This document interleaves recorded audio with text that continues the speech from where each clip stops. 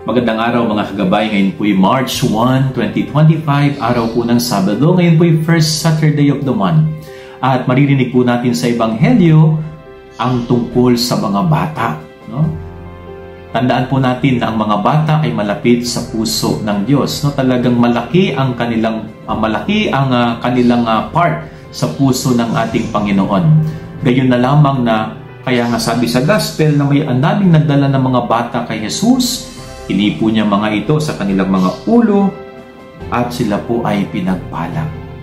Sana ganyan din po nating ituring ang mga bata sa panahon natin ngayon, no?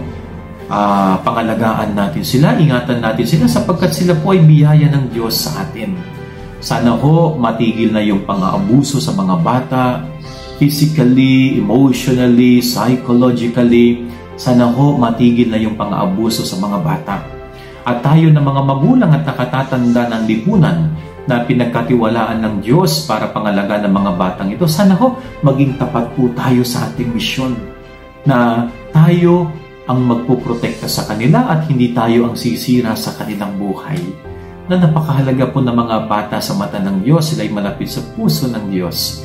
Kaya sana ho ingatan natin sila at sila'y pananagutan natin sa harap ng Panginoon. Yan ang ating gabay-aral ngayong maghapon. God bless po sa inyong lahat. Pagpalain kayo ng Panginoon.